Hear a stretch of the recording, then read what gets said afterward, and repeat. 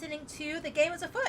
We are back again with my dearest friend Derek, who I have been best friends with since 8th grade.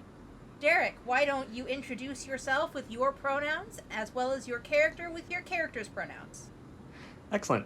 Yes, Derek, he, him, his, and then Millie, she, her, hers. Great. Why don't you tell me a little bit about making Millie the character? Millie's a very interesting character. So, we've played a little bit of D&D in our times. I'm just going to say it. I mean, it's been a while for me. It's probably been 8 years or so since I've actually picked it up. So 5th edition was very different, but I love where it's going.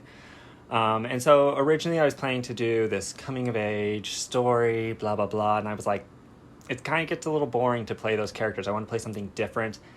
And maybe it's because subconsciously I've been watching a lot of Miyazaki and like Howl's Moving Castle has been playing in the background or something like a few months ago, and maybe it finally sunk into my subconscious enough. But I was like, it's not like you get older and you stop adventuring, you stop doing these things. So I just was like, I really want to play an older character where you're not just hack and slash, like, because Millie's not going to be able to hack and slash. We're using aging rules from 3.5, and 3.5 is a little rough for anyone who hasn't played it. So what ends up being is when you get to a vulnerable age, and I chose a random number to like, she's 72 is what I have her at, and that makes her vulnerable. So it ends up being like -6 to all your like health stats is what, strength, dexterity, constitution, and then +3 to all charisma, wisdom, intelligence. So you really need to play that up. So it's a really different character for me to play, and a very uncomfortable in a way, just because it's going to require a lot more on the fly thinking, a lot more deception, a lot more insight and that type of stuff, compared to just being like, I'm going to hack and slash my way out of this. Because at level 1 especially, it's like, I think my character has 8 hit points, and I'm like, she ain't going to take much.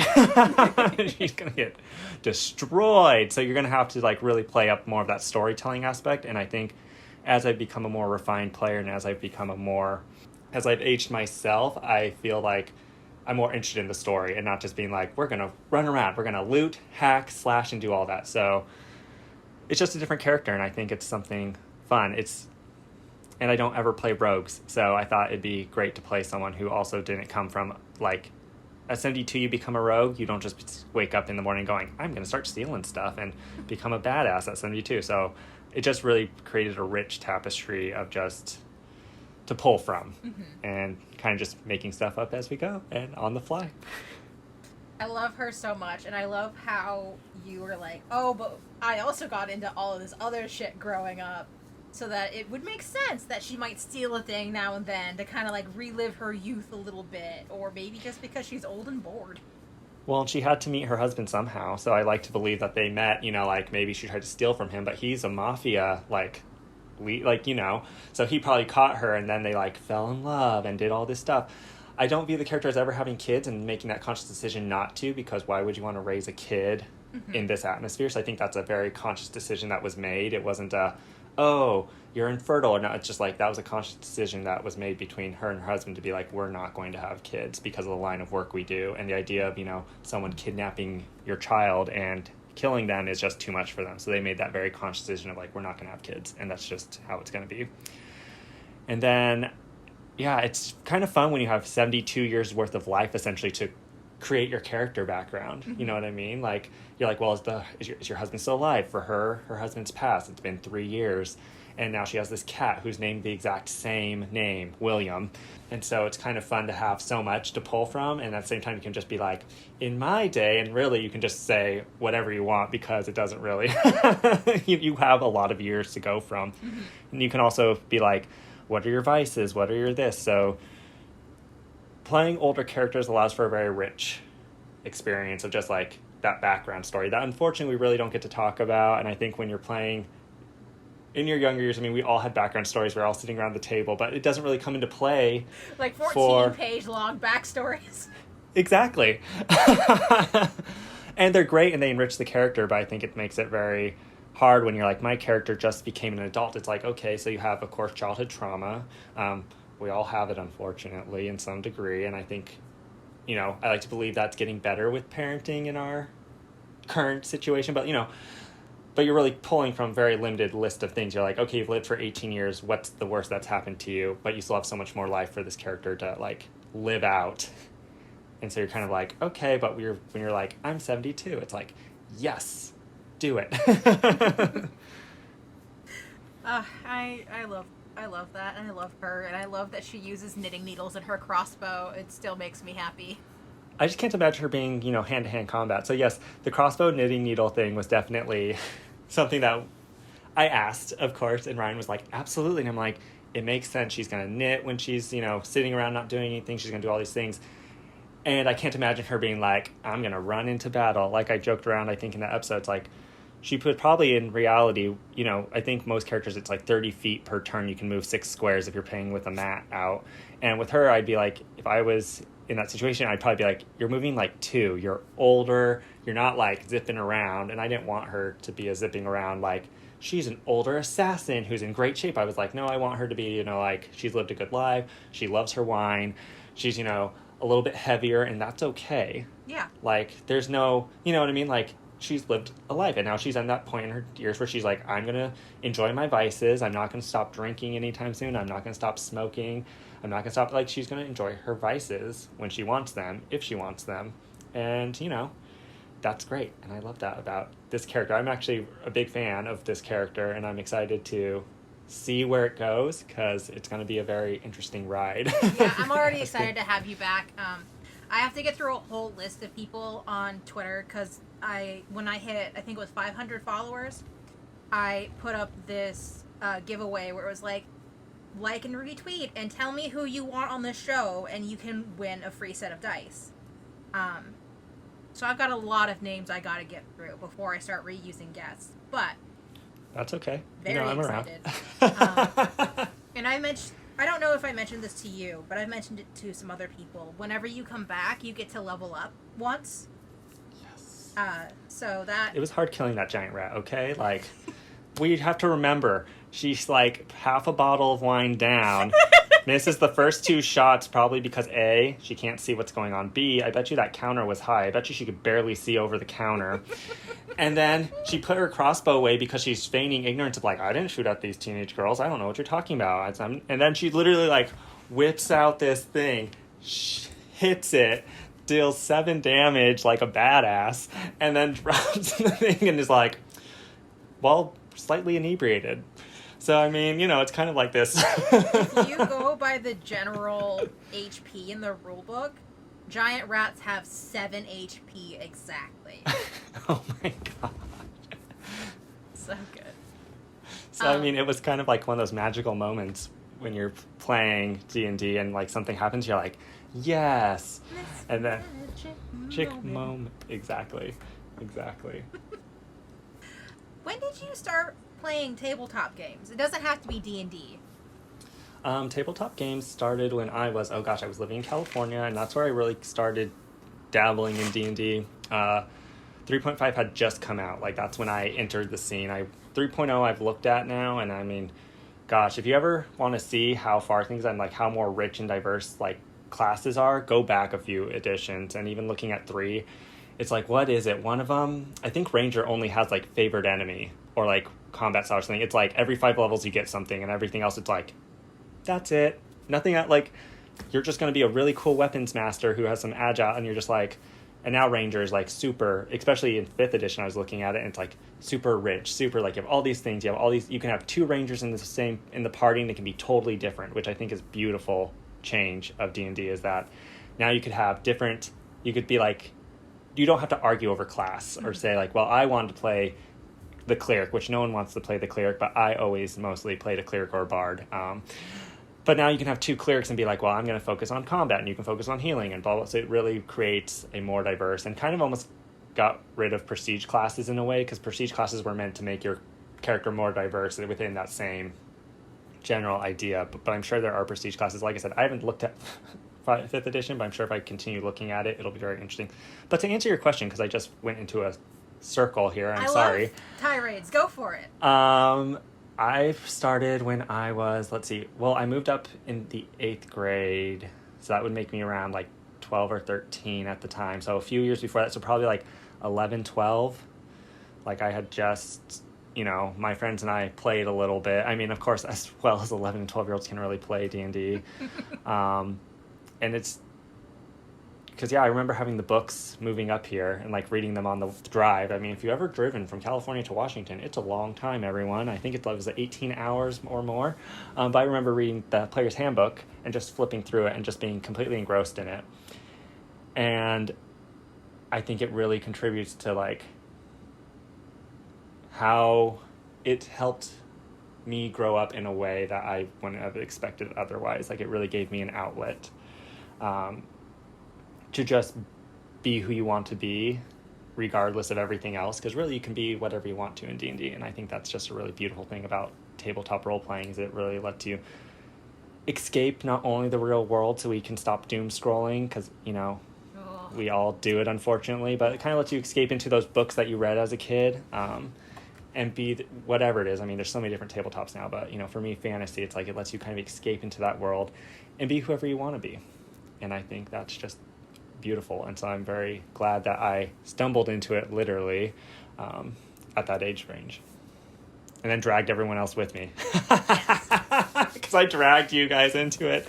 I went so willingly. I know. I didn't really drag you. You kind of were like, we okay, held I'm coming. hands and skipped along into D&D. Exactly. Exactly. Was 4th edition kind of a slog to you? Because 4th edition just was not my thing. It was for me. I mean, because we only played 4th. 4th was where we kind of left off, right before 5. I mean, the last game I played was 4th edition. It would just come out. And I think it, like everything in the creative process of creating a game or anything in life, 4th edition was like that. This is what I have now, and I need to see, like, what it is. And then when you revisit and you kind of refine it, 5th edition is the refined of 4th, obviously. Because it was very bogged down, because, and once again, I'd have to look. But remember, abilities had, like, how many times per day you could use them. Like, everything did. All abilities within your class, if you had something, it was like, once per day, you can do this. And you're like, okay, with spells, I guess that makes sense. But it was really slowing everything down. There were so many rules, and you had to, like, keep track of, like, how many times you use things per day. And I was playing, the last class I was playing was a shaman with a fiddly fig or a ficus that just beat the shit out of everything. And it was a great character. I would revisit that character any day. But I was playing a branch off of a class, but I just remembered that having to be like ticking things, being like, okay, I've used that. And then you have to wait for now they have short rest and long rest really defined in 5th. So much easier compared to being like, okay, and then I rest, and being like erasing ticks and being like, good, I can use these things again. So I think 4th edition was just that nice little in-between of where they wanted to break away from what they were really doing from 3.5, and then into 4, they were like, here's this. Because I always look at, like, 3.5 is like, and what else would it be, like Forgotten Realms, I believe, was like high fantasy is what I'm going to call it. Like, super high fantasy, meaning, like, it's so intrinsic. It's not the word I'm looking for. It's so... intuitive? Not intuitive. It's just very, like, there's a lot of rules. It's very much like you have to know all the ins and outs. Like, you have to literally have read the Player's Handbook. It's involved, yes. I'm like, it starts with an I swear. It's a very involved version, but it's like, you can only have one of every class, but it's very, like, your druid is your druid, and it's a very flushed out druid, and, like, here you go, and you're bard, and you're this. So it's very just, I view it as, like, it's when they created too many rules. It's like going from 3 to 3.5, they're like, here are all these rules. And then, of course, Forgotten Realms was like the most polished of, like, 3.5 type playing there could be. Forgotten Realms was like, you guys are making things too hard. Right, and then they said, oh, and then they doubled back, and then they said, okay, let's make this easier, because it was hard. Like, nobody wanted to play a wizard. Like, no one, like, who honestly sat down and said, I get nothing but spells. I have to inscribe them into my book. Depending on the level of spell, depends on how many hours I have to spend inscribing it. Like, it was like you had to, like, the high fantasy nitpickingness of, like, and you have no life. Remember, I think in 5, I noticed that no one has less than a 1d6, like, hit die. Yeah. But remember 1d4? Your wizard, God, you could spend hours crafting up a wizard. I thought it was 1d4. And then literally you could roll. And remember, you're playing a wizard, so maybe you didn't put a lot into Constitution, which would make sense. You have no rolls in Constitution. And suddenly you're like, you roll Derek, I'm granted. having, like, war flashbacks. I forgot it was 1d4. And so you'd have at most, let's say, like 5 life, because let's be in all reality that you would have 5 life. And suddenly, a stray arrow, it wasn't even aimed at you. A stray arrow smacks you and you're dead. And you're like, rip, throw the character sheet, flip the table, burn the house down. I always played halfling paladins. Exactly. And that's why, and Bard had 1d6 too. And, you know, clerics had like 1d8 or something like that. But like, you know what I mean? Like, no one wanted to play those spellcasters. If you were, you're going to be a sorcerer. And then you didn't dare take a familiar, because that's another thing. Once again, a stray arrow at level 1 kills your cat that was 50 yards away for no reason. And suddenly you're like, and you die because you lose a level. And then you're at 0. You're like, there's no point. I was like, you couldn't play a wizard unless you were playing. And someone came up to you and said, hey, we're starting at level 5 or we're starting at level 4. You know, you had to be like... we did always start at later levels, didn't we? Because usually it's really boring playing a first level character. I mean, we can all say, Monk was another one that was super hard to play. And I looked at Monk now in 5 and I'm like, not only does it have a lovely avatar twist to it, which I love, depending on where you want to go with it. But at the same time, it's like, it's so much nicer even from level 1. I'm like, oh my gosh, you can't... Because Monks beforehand, it was like, I punch something and I'm stuck here with like no armor. Good luck, everyone. Like...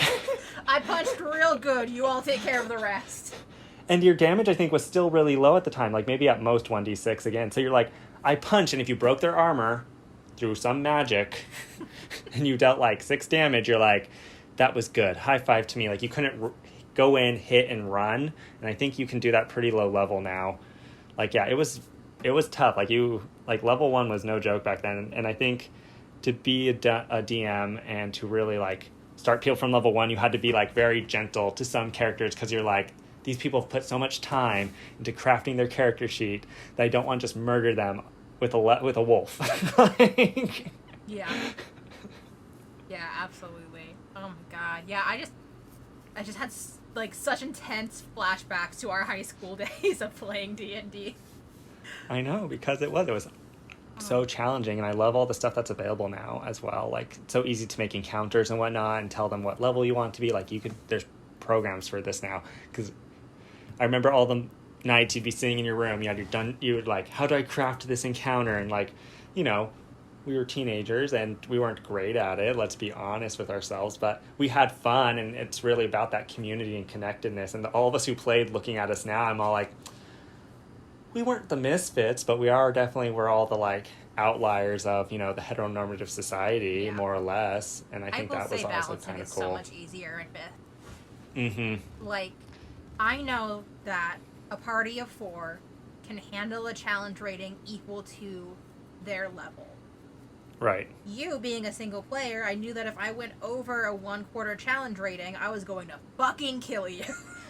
And I'm 72. You would have murdered me. You would have been like, a pack of dire rats appear, and I'd be like, okay, well, this is where Millie dies. Y'all can have the house. I'm leaving. Oh self-preservation. Have you tried anything other than D&D?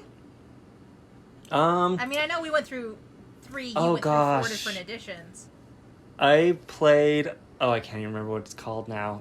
I played it like once or twice with a group, and it's because I played D&D, and they were like, oh my gosh, you'll love this. And it was some weird... I say weird. It's not weird. It's just another style. It's a style of playing that I did not attune to, and the subject matter just wasn't what I connected to. And it's not one of the D&D spoof-offs of, like, you know, Star Wars, etc. It's not one of those at all. It was just one of those ones where it had different game mechanics. And so I've tried other things, but I always circle back around to, like, D&D. It's just... There's just something so refreshing, and every time I play, and like I said, as you become a more mature player, you find something new. Either you really start, because I remember the early days we were all just like hack and slash and heal, and everything was about killing the lich at the top of the tower and killing the dragon, or the dragon kills you, and you know, the brain. That's exactly what I was referencing, because you did that and it killed you. You killed it, but then it killed you, because it fell on you. Your poor paladin. It saved the world and then promptly died. I did get resurrected, though. You did. Because we were higher. But there's just... I miss you. I miss you too. But there's just a lot of that where it's just like, it's so well crafted as a game, and like story, like I've become so much more interested in the story, and I think D&D does a very well job of being like, and like I was saying, they've even taken out all the, we used 3.5 aging mechanics just because I felt it was more fair than me being like, she's 72 and hasn't aged a day, you know, like having that higher, like I could have crafted her to where it would make sense, but I was like, let me give myself parameters for this, and I couldn't find aging in 5, and I don't know if they I don't think there is an aging system in 5, but I like that you can take some of those 3.5 mechanics and still kind of make it work in 5th. Right, and they're rough. Like when I was looking at them, and then I was like, at first I'm like, let's use these because I knew they existed, because like I said, 3.5 I'm very like familiar with. And then when I was crafting Millie, I literally went, what have you done? Because at first I'm looking and I'm like, oh, -1 at mid-age, -2 at blah, -3 at vulnerable. And I was like, oh my gosh, Derek, this is like -6. Like, you're going to have to take all these stats and subtract 6. And then I had to be real about it. I was like, okay, if I give her a constitution less than 10, this game is going to probably be over real quick with 1 hit. So I had to like start crafting her away to make her a little bit more fortifiable. Mm-hmm. You know, it's that thing of like when you're crafting a character, especially if you're playing a single player campaign like this, you're just like, how do I make this character come alive and active, but how do I also fortify just a little bit? Not that you're changing the system. And I chose human on purpose as well because I knew I was going to have those minuses, and that way everything got +1 anyways. So when I finally put all the stats in, I was like, it's going to be okay. It's going to be okay. Because I think her lowest is an 8. And you'll be able to bump things up as you level, too. Oh, yeah, and like I said, I think her lowest stat is an 8, and it's in her strength, of course, because I wasn't going to use strength, and I was like... And remember, to get an 8, it means I put in like a 12 or something like that. You know what I mean? Like I put in a high stat that I could have used for something else. I was like, I can't have a strength of 4, so here we go. But all those buffs up to like intelligence, constitution, and charisma really played to my advantage because suddenly I'm like +3, so I could put some of those lower stats into that and be like, yes. Yeah. Still have really high. I think D&D is just making it fucking work. I think her intelligence is like a 19 after the human thing, because I put like a 15, then I got +3, and then the +1. I was like, she needs this. How else is she going to do her perception? Yeah. Not her perception, her persuasion and stuff, which is actually charisma. But there is a stat in there. Insight, maybe. Insight is intelligence. Insight's intelligence. You've got wisdom for perception. Yes, and then... the rest are charisma. Anything like bluff, which bluff doesn't exist. I think deception is bluff now, which I like. Yeah, they really condensed. It's nice. And persuasion I like is better. And I think... oh my god, there's no separate swim stat anymore? And there's nothing for... yeah, they're just acrobatics. And then they got rid of diplomacy. That was awful. Because diplomacy would only happen in games with us when you're talking to some form of royalty who could just murder you outright. And it was always like... and it'd be somebody who didn't want to roleplay because you're young and you're embarrassed in a way to role play, and I think that's very normal for people who are more of the outliers, and you know, like we're all just kind of like, we don't want to be too vulnerable, and I think D&D really lets you be a little bit more vulnerable, and kind of like I said, they let you be whoever you want. Mm-hmm. And so I think D&D does help you kind of not be afraid to look or sound I mean, use stupid for the lack of a better term, but you know, we're all afraid of like being embarrassed, and I think it helps you kind of be like, this is a tabletop game, and while we are immersed in a very rich story and a very rich, it's like nothing bad's going to happen to you if you sound just if you know, if it's not perfect. And I think that was very helpful for me growing up. But I think it's also just helpful for everyone to just be like, nothing bad's going to happen to you if you make this, you roll a 20 and then the DM's like speech, and then you're like, say something, it's like, you still rolled a 20. It doesn't matter how it sounds. Yeah. You just have to tell me what you're saying so I know how to move on. You just have to tell me what you're saying so I can move on.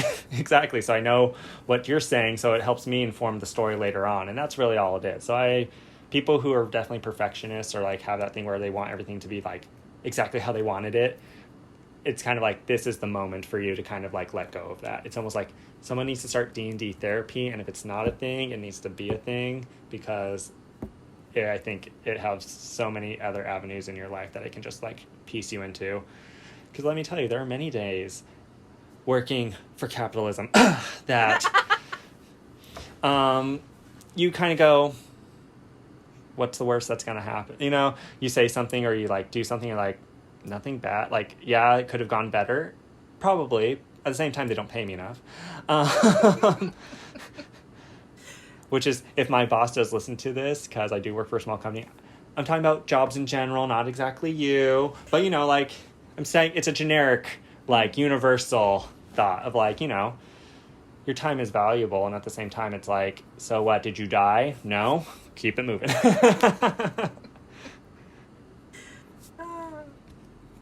Did you think playing D&D kind of helped you figure out your identity? Yes. Yes. One word. Yes. Yes.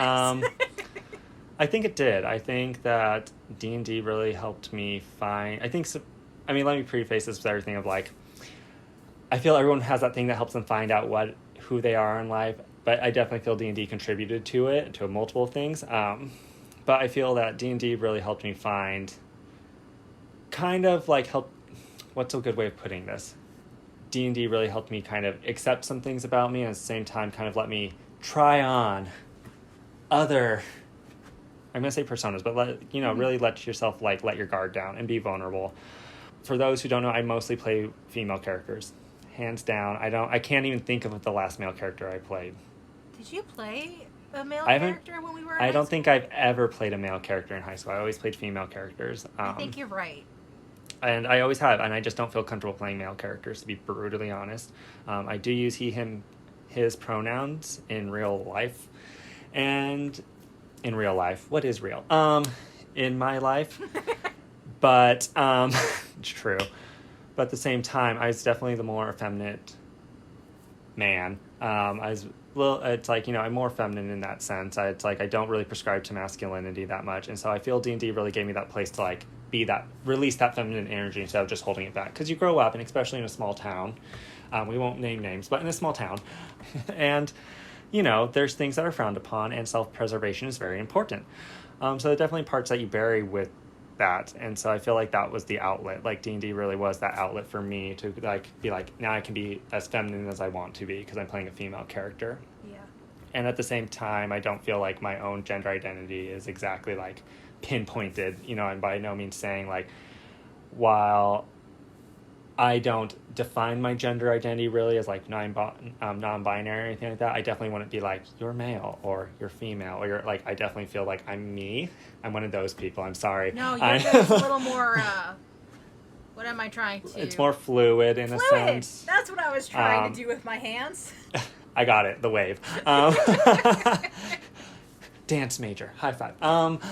But so for me, I think it really helped me find my, like, really come to accept my gender identity and later on, of course, my sexual orientation that went along. Not that they're connected by any means, but, you know, like, you know, being gay in that sense, if you want to be like, okay, if you want to go from biological, because once again, we just went like this and saying, you know, I don't define my gender, but, like, being viewed and being, you know, passing as a gay male in that sense, I guess we'll use that terminology to loosely tie it together, because once again, I think it will help make sense. You know, it took a long time for all that to be like, okay, growing up in a religious household, all that stuff, kind of like in our own political climate at the time, still coming off the edge of, you know, of the AIDS excuse me. I'm about to use the word pandemic, and then I, like, had a COVID-19 smack me in the face. But the AIDS crisis, I mean, like, you know, being born in that time, it's like, of course, you know, families have preconceived notions. They are, of course, worried about you. You know, all the stuff in the media, even as we're kids. I mean, like, I remember being maybe, like, 3 or 4, and seeing, you know, news about it and everything, and not really knowing, of course, hindsight's 20/20. And so, like, now you can see it and kind of be like seeing how all these things are spoken about and talked about, and your own internalized, you know, homophobia and almost being afraid of yourself, which I think is more common from our generation than we like to admit. And there's still days where, you know, something will happen and I have to acknowledge that about myself, being like, whoa, like, I don't think it's something you fully, I feel like sometimes it's like, not grief, but it's something that you're constantly, every once in a while it hits you again, and you're like, you have to get over it, and you're kind of like, whoa, and you can name it for what it is, and you're like, that's my internalized homophobia talking. Like, we're not dealing with you. It's like, not today, push it away. And I think like I said, I say grief because I think grief works very similarly in that sense when you're grieving anyone, but that's the topic for another time, so we're going to let that go. I talk for an hour about grief, let me tell you. Next interview. Next interview. Episode 2, everyone. We'll circle back around. I never really put together that you were in a religious household. Hey, folks. I am happy to be on a regular schedule with you again. It's been great looking at these past recordings that I did with Derek, and there's more to come. So hopefully we'll be able to keep on that nice, simple, every first and third Sunday schedule. If you have any questions, please email me at thegameIsafoot@gmail.com, or you can also check out the Twitter at TGIA Podcast. Zoe did our theme music. I'll mention that again at the end. But I just want to let you all know that you are appreciated.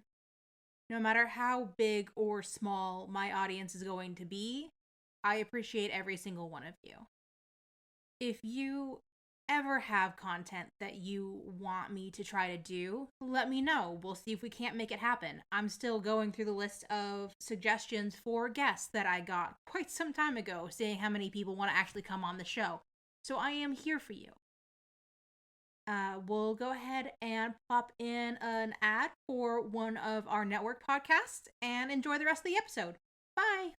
One time on Sort of Symphonies, our captain played an accordion number for a demon as a backing track to the story the demon was telling him. This one time on Sort of Symphonies, there was a rodeo rider on a giant eagle bird thing, and it was rad. She's gonna take her jacket and try to put it over the bird's eyes, like create a blindfold. I would once again like to reiterate what could possibly go wrong. This one time on Sort of Symphonies, the crew dug up some buried treasure. No, look at this moss. It's attached to a shovel. Look, I love all three of you, but Tissa is my favorite. My favorite part of Sort of Symphonies is the majesty of the spellcasting. Brilliant carnival. Starlight stars. Flying shark. Knife pain. Fries bolt. So if you'd like seafaring adventure, a lot of game design talk, music written in-house, and a lot of whatever that was just now, join us every week on Sort of Symphonies.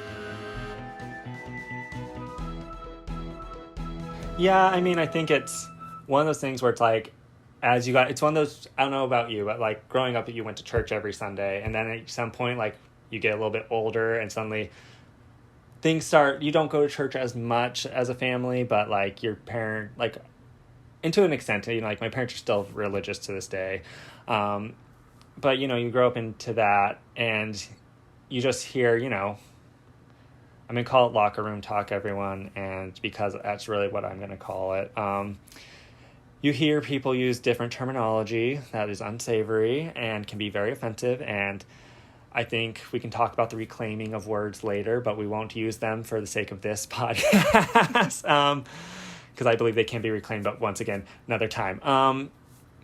Some unsavory derogatory language towards you, and, even growing up, and I remember flat out when I came out to my mom, she was almost like, all these years, and technically it's a cousin of mine that we used to live next to, called you blank. And I don't know if it was because it hurt her or if she felt like that contributed to my gayness. I was like, that's your baggage. I have enough of mine. I have enough of my own trauma I need to work through. We're not touching that. You work through yours. I work through mine, and we can circle back around. But yeah, so I think I did grow up in a religious household in that sense. And I think, we stopped going to church a lot, but church still makes me it took me a long time to be able to sit in church without feeling like my chest was on fire and really feeling like itchy. Uncomfortable or itchy. And really, it's a panic attack. We can just call it for what it is. I mean, the idea that I don't have any devoid of mental health issues is far from the truth. And that's something, after I got out of that situation of being around family all the time and really, got to that point, I remember when I messaged you being like, I think I'm gay. And really being able to say it to someone else was super helpful. But it's just like going through like my early 20s, as great as they were, everyone, was fraught with just working through a lot of like anxiety, panic disorder. There's a hyperventilation disorder that's kind of connected to panic disorder. I don't remember the name of it, but, you know, they all get connected, and really working through that. And it gave me a very unconventional college experience as well. And that's okay. I did eventually graduate. Just took me a lot longer. And all this is connected. Now back to D&D. Because we can have this whole thing about, like, let's talk about Derek's life. We could have a whole therapy session right here, which I don't mind. Yeah. No, these are kind of both, like... I'm not bashful about talking about, you know, my own mental health issues. And if you want to use... I don't like to use illness. I like to think, you know, for me. And if you like to use mental health illness, that's your decision. But I like to... An issue, it's not really an issue, but, like, my mental health. Period. There we go. Period on the sentence. Yeah. My mental health... Yeah, D&D provide that escape when you're trying to figure yourself out and trying to figure out, like, who you really are when you have all these other notions, not only by culture, because, I mean, Will and Grace was the epitome, and Fab Five, and... I think there's three... There's three, and I can't... characters in Golden Girls. Exactly. What's the other one? Queer as Folk. Mm-hmm. Those are the three... LGBTQ, the L if you word can call was them. Out at the time too. That's true. Those are the only ones that you really have to, like, define yourself. Kids have Steven Universe now, and I'm so happy. They have so much more. And I'm very happy. House. Mm-hmm.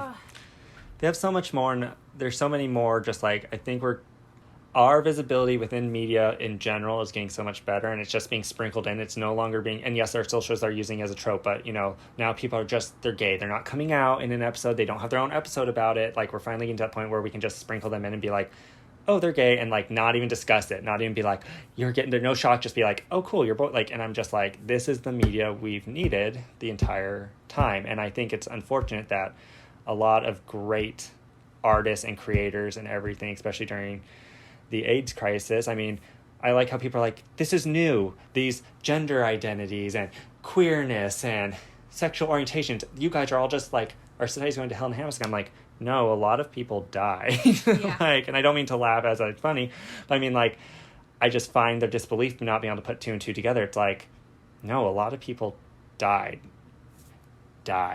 They're not here. You don't see it in your generation because they died. Or they're still closeted. Or they're still closeted, or etc. Like, there's just, you know, there's so much to that where this is not something new. Yeah. This is something that's always been. It's just where our generation, especially the generations coming up after us, have so it's still stigmatized in different regions, blah, blah, blah, but it's like you have so much more visibility now. And we have more language.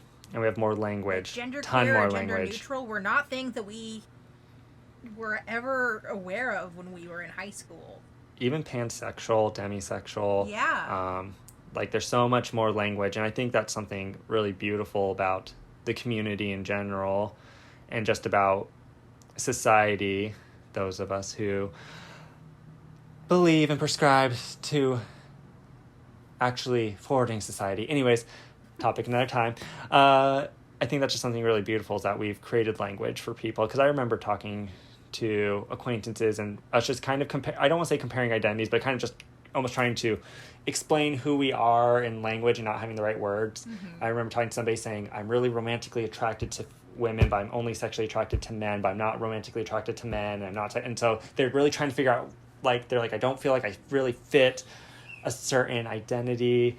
And so there's just a lot of that where it's like your own life is a little bit more what's the word I'm looking for? There's just a lot more. There's just a lot more vocabulary. What are your preferred, like, artistic mediums or disciplines, or what have you? So in college I studied music, and then I stopped doing that, and then I studied dance, and then I graduated with a dance degree. Parents are proud, as you can guess. All jokes aside, though, I don't regret my degree choice. I think it really helped heal me a little even more. It really helped me be vulnerable and kind of, like, put myself out there in a way that I hadn't before. Because music can be very stressful. I mean, as much as we want to be, like, it is a beautiful expression of human of humanity. The need to be perfect and to like have everything, like there's no wiggle room. And to a degree, I mean, if we're talking about ballet, etc., there's that need to be perfect kind of ingrained in there. But especially classical music, there was just a lot of pressure to be like, it has to be played in this way. This is the style. You want to be as exact as possible. So, and today, in this day and age, with all of that background, I'm really interested. I still do a lot more with movement and dance than I do with music. But I'm trying to really merge the two because I find it very fascinating and interesting just how we as humans create art with our body, whether we adorn our body with, things created, but really just like the artistic palette of the human body, whether it's voice, which I did have to learn how to sing in college. I'm not saying it was fun. I'm glad I did now, but being a very scared, skittish, young adult, we'll say, did not enjoy it at the time. Mm-hmm. But like human voice, dance, just really like what we can really do with our body and all body types, regardless of how able-bodied or what's differently abled. Yes, I was like, no matter what your able-ism situation is. And I think I really appreciate that, especially within dance, is the amount of, in music, because depending on what you do, your medium really depends, are you an instrumentalist, are you this, but like, especially in dance, they've really embraced all different spectra, all different kinds of ableism, if you want to call it that. And I don't like how I phrased it, but different there's kinds of ability.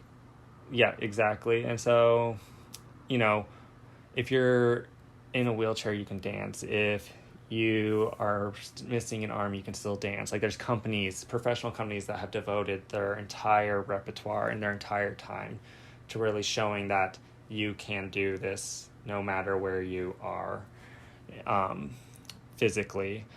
And at the same time, it's been a very welcoming community no matter when you get started. I always tell people if you want to dance, just the hardest part is just going and doing it. But the community has always been very welcoming. There's always beginning classes. You can be whatever age, kind of really listening to your body. And people are very like, you can't do this. That's like, you can't bend your back, to a 90-degree angle. To 90 degree. That's okay. Do what you can or modify because, your body's your paintbrush. I can't just dip it in another color and be like, great, I can do this now. With cross-training and blah, blah, blah, we can argue. But, like, no matter where you're at, that's where you're at. Human voice and everything, they're just very...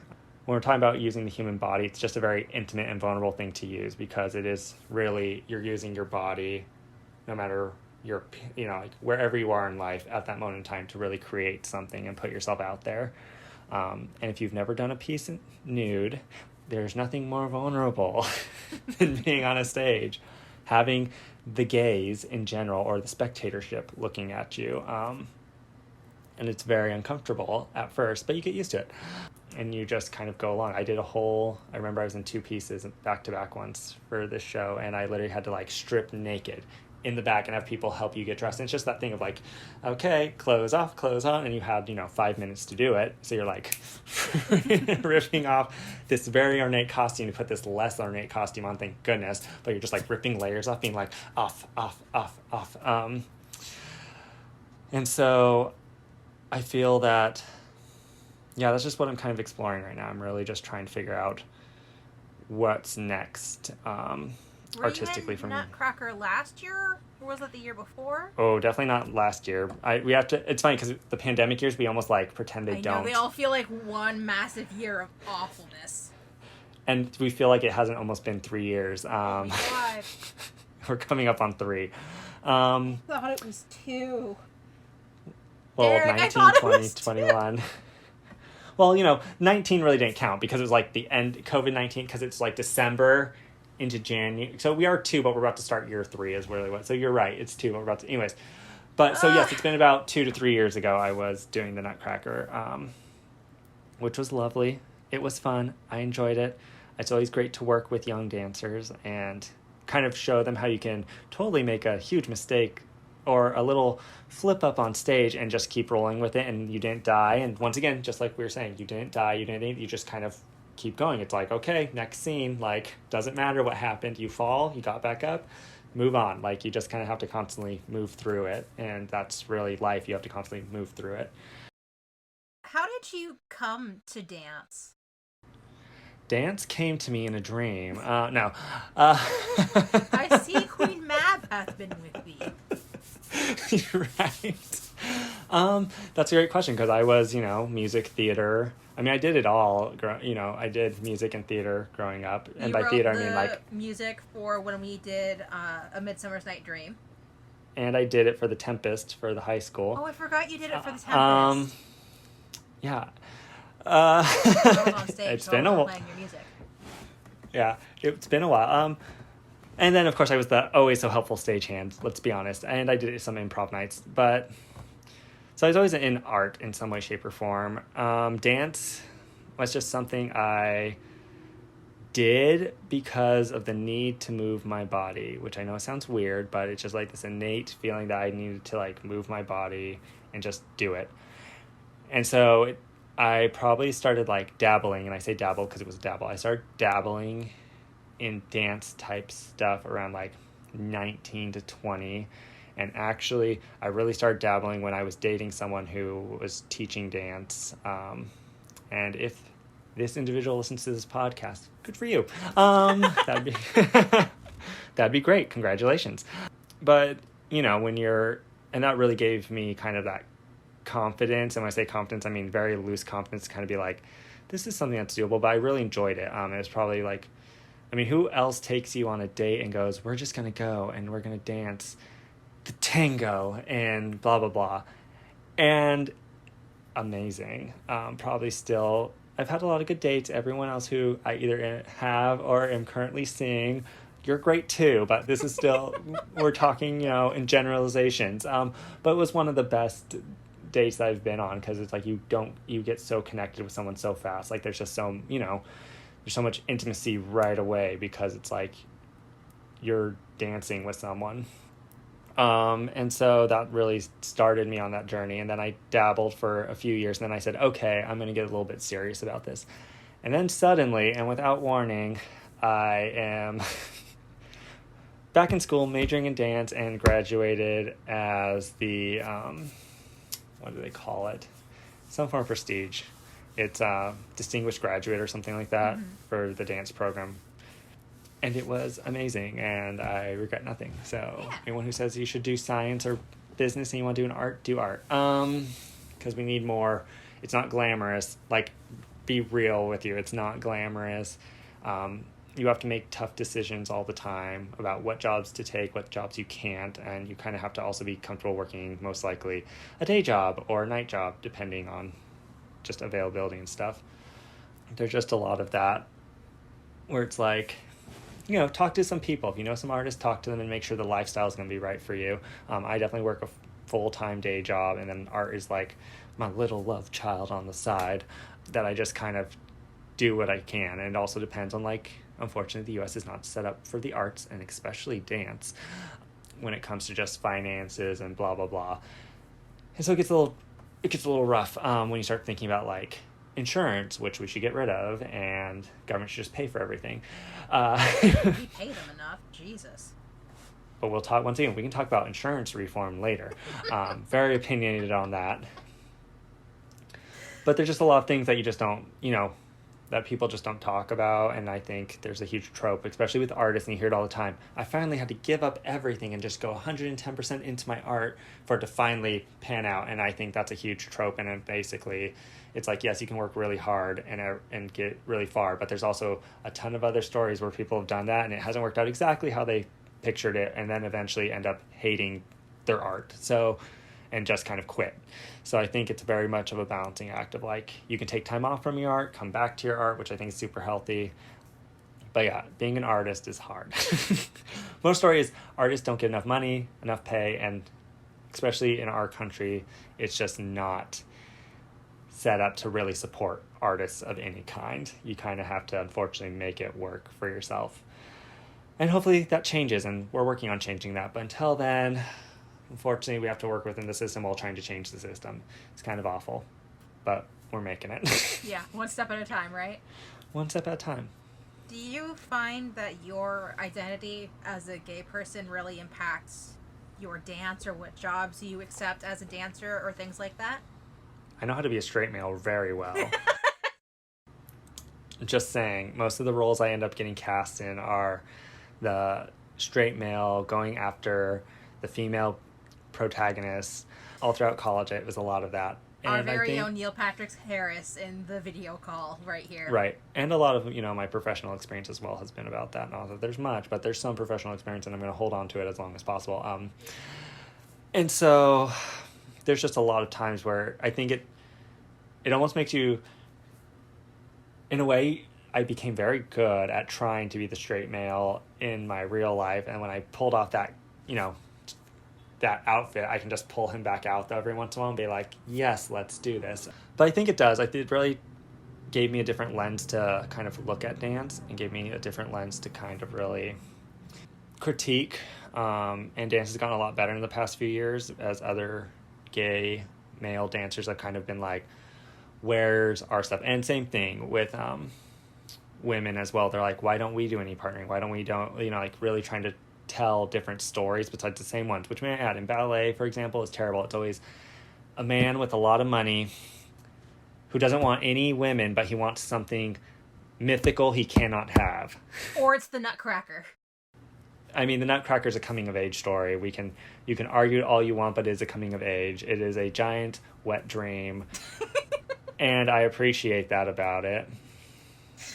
Oh, God. I mean, it is. It depends on how you look at it, but really it's a young girl's coming-of-age story.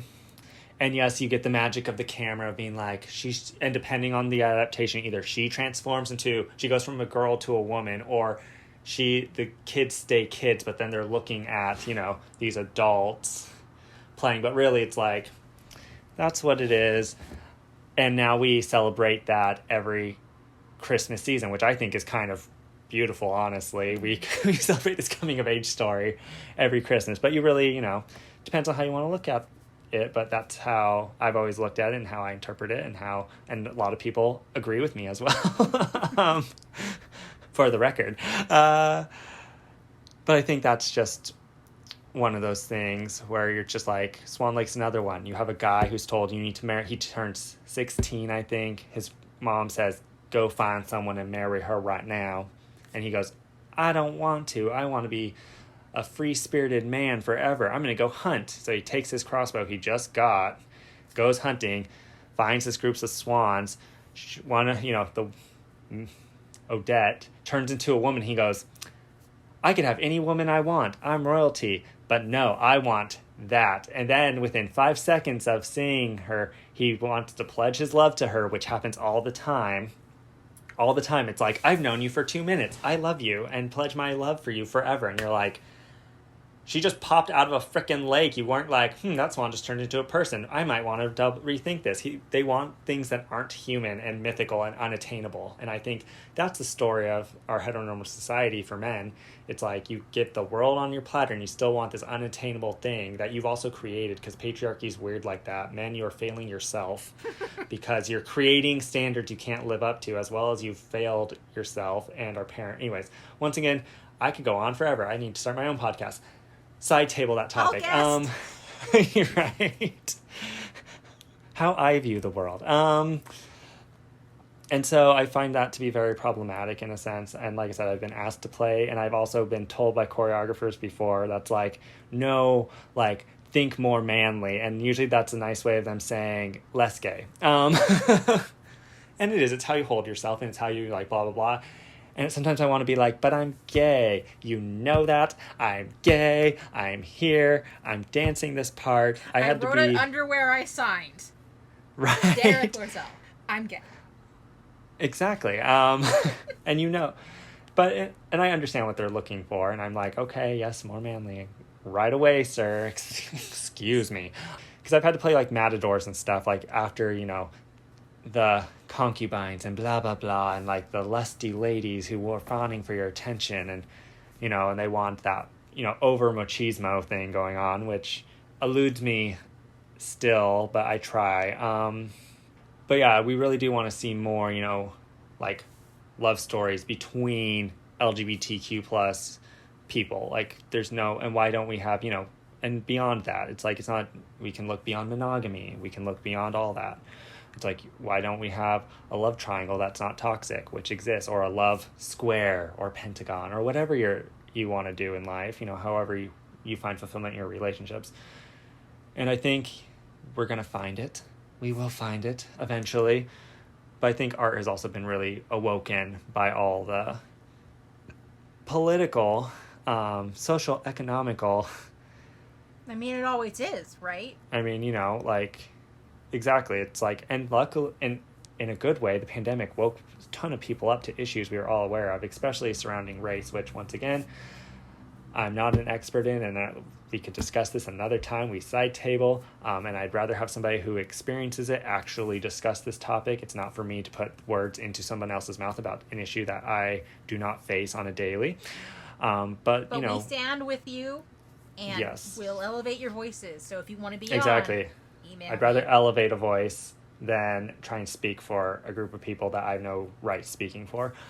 But that, and then people realize how little they're getting paid. So you're looking at but then people are like, oh my gosh, there's this whole world that we can finally pay attention to, and there's these issues. And how have we not known this? And it's like, it's not new. I'm telling you that right now, it's not new. No. It's not new. We just have a lot of extra time on our hands to pay attention with. Exactly. You have idle hands, and idle minds, which is great. And so I think that's it's unfortunate it took a pandemic for people to go, oh shit, this is real. This isn't just some one-off. It's like, no, it happens more often than you'd like to believe, in all respect of all different. If you're a minority, it's like, look towards your minority people, because while you believe majority that you are the majority, I hate to break it to you. The minorities come together. We can upright. No, but really coalition building, but we're not going to. We don't need to. Don't let them in on the gay agenda, Derek. We talked about this in the last meeting. You're right. My bad. Derek, this has been so much fun. Yes. I miss your face all the time. I miss you too. It's been nice to kind of have some time off to just kind of go, oh, we can just talk about random stuff, and we stopped talking about D&D a long time ago, and I hope that's okay. Oh yeah, that's totally fine. The interview part is D&D a bit, or whatever game we're playing, your identity, right, your art, whatever else comes up. Whatever other topics come up along the way. Yeah. Speaking of, it is time for the final question. The final question I know nothing about because I'm a terrible friend and don't listen to your podcast. Let's do this. I don't listen to podcasts in general, but that's not the point. I'm so far behind on mine. Ever since I started subbing and I work every weekday, it's hard. Far behind. It's hard working a full-time job to pay your bills and make ends meet, and then try and do side projects and art. And you have the wagon, which I was like, how do you have so much energy and time? I'm barely making it through. To be fair, the wagon started in the summer when I only had a job for June and a job for August. And now you're like, I've started this project, and now I gotta keep it going. Yeah, well, the farmer's market ends end of October, so I'm almost there. Well, good. And 2/3 of my car is full of books because this wonderful group of teachers that gave me my first huge donation gave me another huge donation, filled the entire back of my car. So. Yay. Yeah, I know, it's plenty great. of books to give to the children. The children. The minds. Yeah, I'm out of adult books, but that's fine. They don't go as fast as the kids' books anyway. Right. And do you do donation? Do you do monetary donation or anything for that? For you to purchase books? Yeah. So I accept cash at the farmer's market. And then I also have an Instagram for the wagon. I don't know if I'm going to leave this in the episode or not, but whatever. I mean, this is for me to know, honestly. I'm curious. I was like, yeah. And now I'm going to interview you. Right. Mads is determined that they're going to make a Call of Cthulhu one-shot for me. so that I can be a guest on my own show, and they're going to run the episodes. That'd be awesome. I'd love that. It sounds really fun. But yeah, the Book Wagon has its own Instagram. It is Matilda's _book_wagon. Just like that. And there's also a donation link on the Instagram that people could donate money to. And any donations I get goes towards buying more books. Awesome.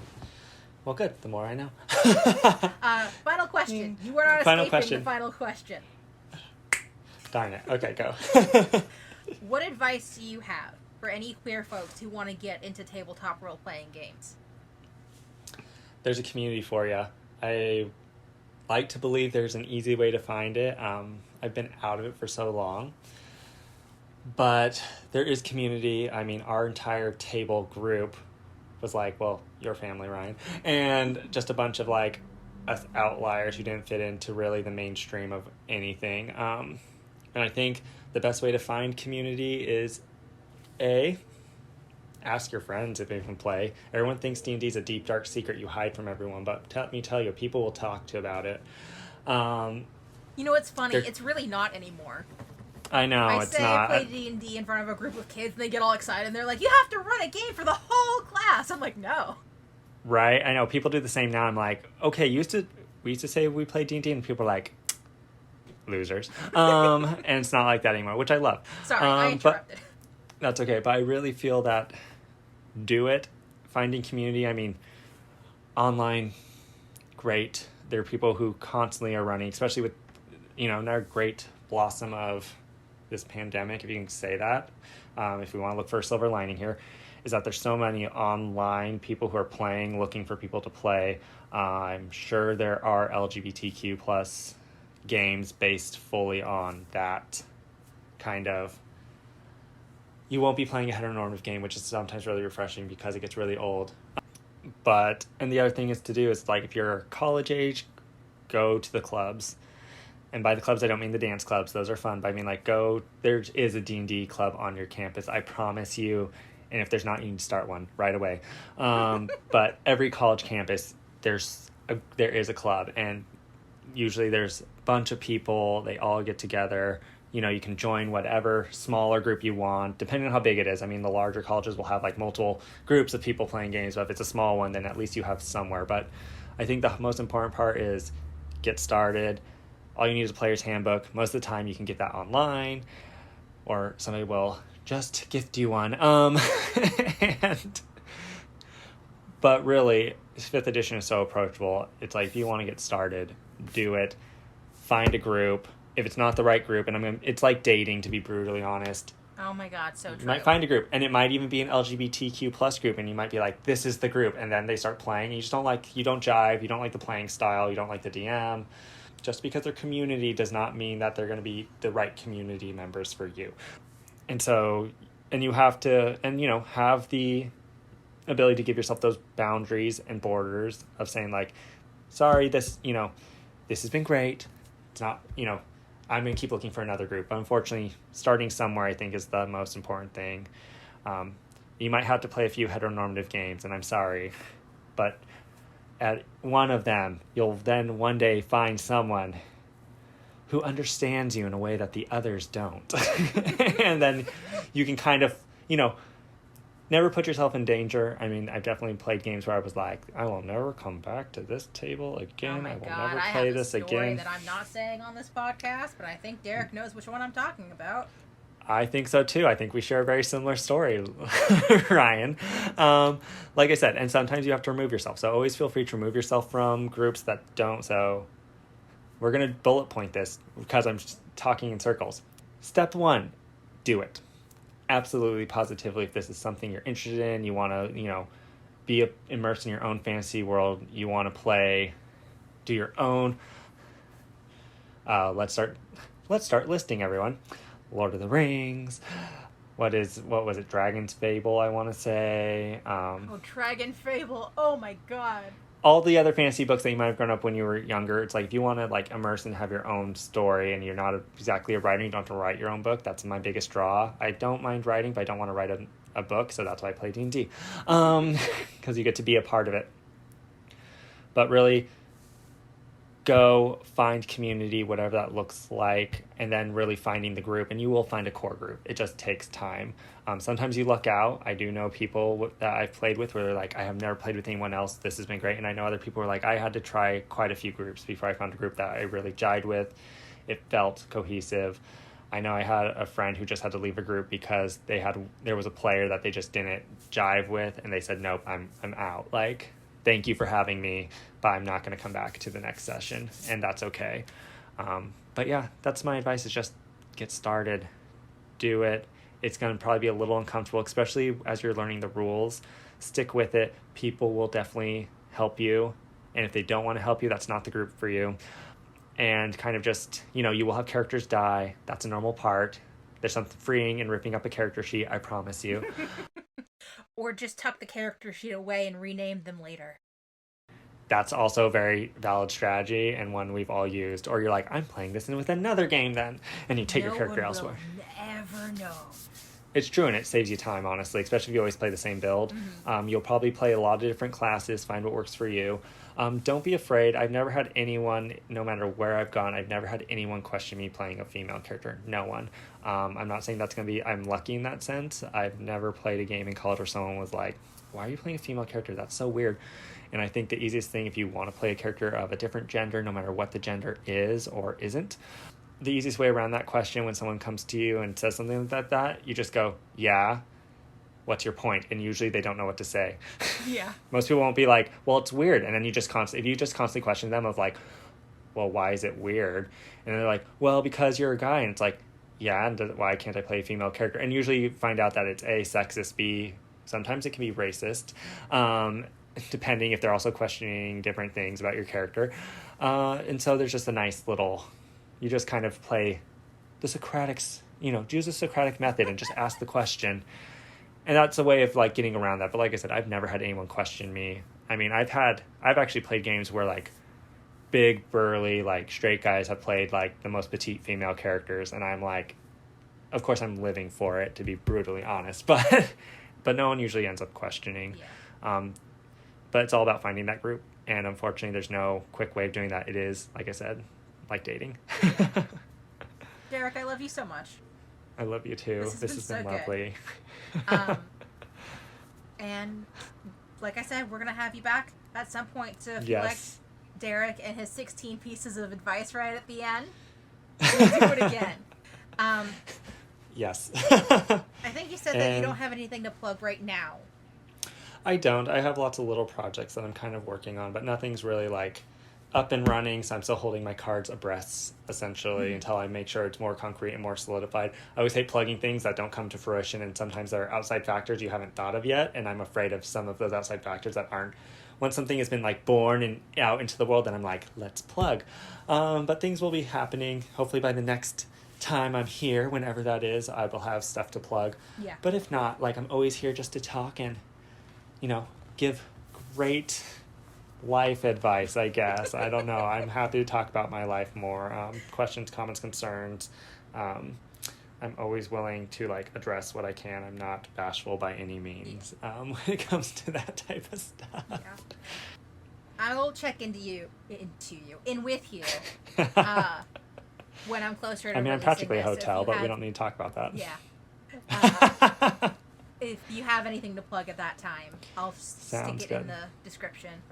And thank you all for listening to Derek and me play and catch up, honestly. And I know, really, it was like us catching up.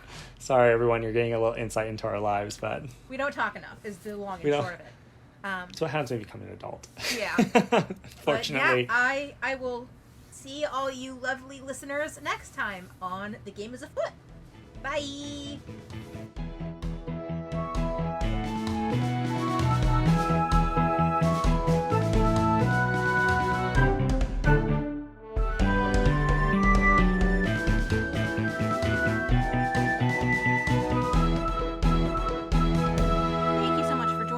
If you would like to check out Zoe Hovland, her Facebook is linked in the description.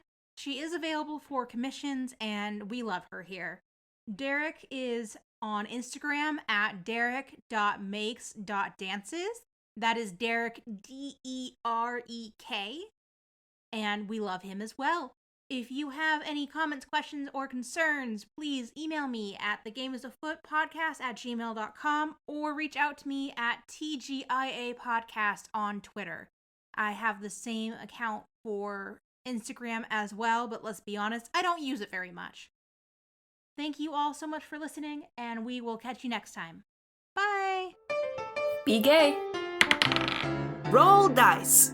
An LGBTQIA actual play podcast network. One moment, I'm gonna pause. Matthew, darling, dear. Hi, Matthew. Sweetie. Ryan says hi.